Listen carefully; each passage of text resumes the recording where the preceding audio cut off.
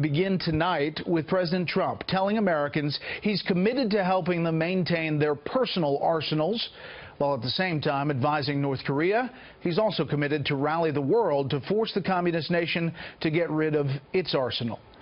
The president is warning that a major conflict with North Korea is possible if it continues down a path toward nuclear weapons deployment. President Trump spoke earlier today to the National Rifle Association's annual convention in Atlanta. Chief White House correspondent John Roberts starts us off tonight, as he often does, on the North Lawn. Good evening, John. Brett, good evening to you as well. President Trump gave a big thank you to the NRA today for its early endorsement during the election campaign last year. But what is really occupying the president's time is whether he can turn back North Korea's nuclear program before it reaches the point of no return. President Trump is attempting to turn the screws on North Korea in an interview with Reuters, warning allies and nations in the region that if something isn't done to rein in Kim Jong-un's weapons program, things could go bad quickly. Well, there's a chance that we could end up having a major conflict with North Korea. Absolutely. The president hopes to win the day with diplomacy, sending signals to the Hermit Kingdom that his goal is a denuclearized Korean peninsula and not to take Kim Jong-un out. We have been very clear. We do not seek regime change in North Korea. We're not seeking a collapse of the regime. We are not seeking to find some excuse for an accelerated reunification of the peninsula. The president also acknowledging that Kim is on a learning curve, telling Reuters, quote, he's 27 years old. His father dies, took over a regime. So say what you want, but that is not easy, especially at that age.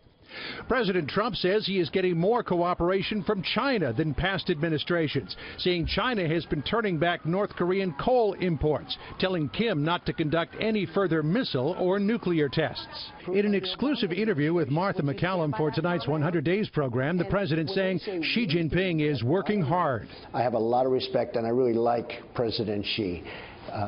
I don't know that he's going to be able to pull it off. It may have to be a much more difficult ending, to be honest with you. But he is trying. I believe he is trying.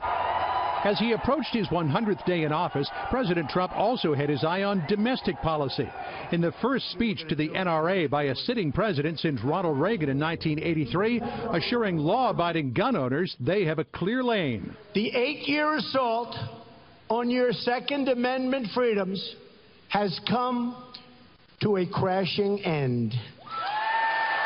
You have a true friend and champion in the White House. No longer will federal agencies be coming after law-abiding gun owners. The president also aimed today to turn back Obama-era restrictions on offshore oil and gas drilling, instructing his Interior Secretary to look at whether to open the continental shelf to drilling almost everywhere but the eastern Gulf of Mexico and West Coast. This executive order starts the process of opening offshore areas to job-creating energy exploration. It reverses the previous administration's Arctic leasing ban. So hear that. It reverses the previous administration's Arctic leasing ban. But some surprising news on the president's 99th day. Word that the economy grew at a rate of only 0.7% in the first quarter of 2017. The White House insists, though, that in his first 100 days, the president has laid the foundation for robust future economic growth, as evidenced by a soaring stock market and rising economic confidence numbers. Brett? John Roberts, live on the North Lawn. John, thank you.